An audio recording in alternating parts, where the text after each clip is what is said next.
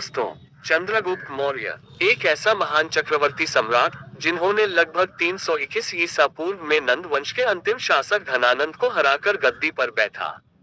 एक ऐसा चक्रवर्ती सम्राट जो पूरे भारत को एकीकृत करने में सफल रहा और अपने अकेले के दम पर पूरे भारत पर शासन किया।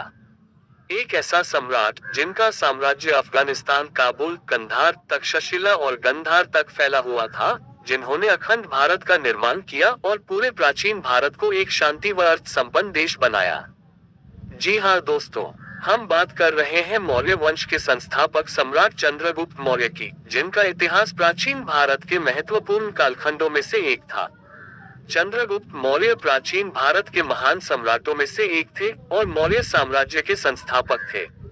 उनका शासनकाल लगभग 321 से 297 ईसा पूर्व माना जाता है। उनका इतिहास मुख्य रूप से पुराणों, बौद्ध ग्रंथों और जैन साहित्य में उल्लेखित है। साथ ही ग्रीक और रोमन स्रोतों में भी उनका विवरण मिलता है। चंद्रगुप्त मौर्य का जन्म एक साधारण परिवार में हुआ था। उनका प्रारंभिक जीवन काफी कठिनाइयों से भरा था। उनके बारे में ये कहा जाता है कि उन्हें तक्षशिला के प्रसिद्ध आचार्य चाणक्य ने शिक्षा दी थी।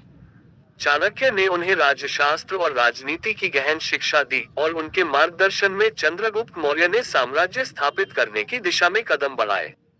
चाणक्य की रणनीति और योजना के चलते चंद्रगुप्त मौर्य ने बहुत ही कुशलता से विभिन्न क्षेत्रों पर विजय प्राप्त की। उन्होंने मौर्य साम्राज्य को विस्तारित किया और इसे अखंड भारत का एक बड़ा साम्राज्य बनाया। सिकंदर ने 326 ईसा पूर्व में भारत पर आक्रमण किया और पंजाब क्षेत्र में कई लड़ाइयां लड़ी, जिनमें पोरस के साथ हुआ प्रमुख युद्ध शामिल है। सिकंदर की मृत्यु 323 ईसा पूर्व में हुई और इसके तुरंत बाद मौर्य साम्राज्य की स्थापना हुई। मौर्य साम्राज्य खड़े होने का पूरा श्रेय चाणक्य को जाता है। चाणक्य ने चंद्रगुप्त मौर्य से वादा किया था कि वे उसे उसका हक दिलाकर रहेंगे, उसे नंद वंश की राजगद्दी पर बैठाएंगे। चाणक्य जब तक्षशिला विश्वविद्यालय में आचार्य थे, तब सिकंदर भारत पर हमला करने की तैयारी में था। तब तक्षशिला के राजा व गंधारा दोनों ने सिकंदर के सामने घुटने टेक दिए। चाणक्य ने देश के अलग अलग राजाओं से मदद मांगी। पंजाब के राजा पर्वतेश्वर ने सिकंदर को युद्ध के लिए ललकारा, परंतु पंजाब के राजा को हार का सामना करना पड़ा, जिसके बाद चाणक्य ने धनानंद नंद साम्राज्य के शासक से मदद मांगी, लेकिन उन्होंने मना कर दिया। इस घटना के बाद चाणक्य ने तय किया कि वे एक अपना नया साम्राज्य खड़ा करेंगे, जो अंग्रेज हमलावरों से देश की रक्षा करे और साम्राज्य उनके अनुसार नीति से चले, जिसके लिए उन्होंने चंद्रगुप्त मौर्य को चुना। चाणक्य ने चंद्रगुप्त मौर्य के गुणों को पहचाना और तक्षशिला विश्वविद्यालय ले गए, जहां वे आचार्य थे। चाणक्य ने चंद्रगुप्त मौर्य को अपने अनुसार सारी शिक्षा दी, उन्हें एक शासक के सारे गुण सिखाए। चंद्रगुप्त ने चाणक्य के सहयोग से मगध के नंद वंश के अंतिम शासक धनानंद को पराजित किया और पाटलिपुत्र को अपनी राजधानी बनाया। चंद्रगुप्त मौर्य ने दक्षिण में कर्नाटक और आंध्र प्रदेश तक अपने साम्राज्य का विस्तार किया। उनके सेनापति भद्रसेन ने इस अभियान में महत्वपूर्ण भूमिका निभाई। चंद्रगुप्त मौर्य के शासनकाल के अंत तक मौर्य साम्राज्य उत्तर में हिमालय से लेकर दक्षिण में विंध्य पर्वतों तक, पूर्व में बंगाल से लेकर पश्चिम में अफगानिस्तान और बलूचिस्तान तक फैल गया। 305 ईसा पूर्व में चंद्रगुप्त मौर्य ने पूर्वी एशिया में अपना साम्राज्य फैलाना चाहा। उस समय वहां का शासक सेल्यूकस निकेटर था, जो सिकंदर के एक महान सेनापतियों में से एक था और सेल्यूसिड साम्राज्य का संस्थापक था। चंद्रगुप्त मौर्य ने उसे पराजित किया और पराजय के बाद सेल्यूकस ने अपनी पुत्री हेलेना का विवाह चंद्रगुप्त मौर्य से कर दिया। इसके बदले में चंद्रगुप्त मौर्य ने उसे 500 हाथी उपहार में दिए।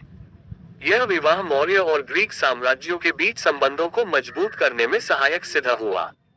चंद्रगुप्त मौर्य की पहली पत्नी दुर्धरा थी, जिनसे उन्हें बिंदुसार नाम का बेटा हुआ। इसके अलावा दूसरी पत्नी देवी हेलेना थी, जिनसे उन्हें जस्टिन नाम का पुत्र हुआ। चंद्रगुप्त मौर्य जब 50 साल के हो गए, तब उनका झुकाव जैन धर्म की तरफ बढ़ा। उनके गुरु भी जैन धर्म के थे, जिनका नाम भद्रबाहु था। 298 ईसा पूर्व में उन्होंने अपना साम्राज्य बेटे बिंदुसार को देकर कर्नाटक चले गए, जहां उन्होंने 5 हफ्तों तक बिना खाए पिए ध्यान किया, जिसे संथारा कहते हैं। ये तब तक करते हैं जब तक आप मर ना जाओ। यही चंद्रगुप्त मौर्य ने अपने प्राण त्याग दिए। चंद्रगुप्त मौर्य की मृत्यु 297 ईसा पूर्व को श्रवणबेलगोला की चंद्रागिरी की पहाड़ियों में हुई, जो वर्तमान कर्नाटक भारत में है। सम्राट चंद्रगुप्त मौर्य की मृत्यु के बारे में कई तथ्य हैं। चंद्रगुप्त मौर्य ने जब अपना राज्य पुत्र बिंदुसार को सौंप दिया तो वह कुछ जैन संतों के साथ दक्षिण भारत की ओर चले गए। वहां पर उन्होंने संन्यास धारण कर लिया। चंद्रागिरी की पहाड़ियां, जो कि वर्तमान समय में कर्नाटक में है, वहां पर उन्होंने एक मंदिर का निर्माण करवाया जो अब चंद्रगुप्त बसरी के नाम से जाना जाता है। इनका देहांत श्रवणबेलगोला में चंद्रागिरी की पहाड़ियों पर हुआ और वहीं पर उनकी समाधि है। चंद्रगुप्त मौर्य के जाने के बाद उनके बेटे ने साम्राज्य आगे बढ़ाया, जिनका साथ चाणक्य ने दिया। चंद्रगुप्त मौर्य व चाणक्य ने मिलकर अपनी सूझबूझ से इतना बड़ा साम्राज्य खड़ा किया। वे कई बार हारे भी, लेकिन वे अपनी हार से भी कुछ सीखकर आगे बढ़ते गए। चाणक्य कूटनीति के चलते ही चंद्रगुप्त मौर्य ने इतना बड़ा साम्राज्य खड़ा किया था, जिसे आगे जाकर उनके पोते अशोक मौर्य ने एक नए मुकाम पर पहुंचाया। चंद्रगुप्त मौर्य जैसे महान शासक योद्धा से आज के नौजवानों को बहुत सी बातें सीखना चाहिए। इन पर बहुत सी पुस्तकें भी लिखी गई है। साथ ही चंद्रगुप्त मौर्य टीवी सीरीज भी आई थी, जो बहुत पसंद की गई थी।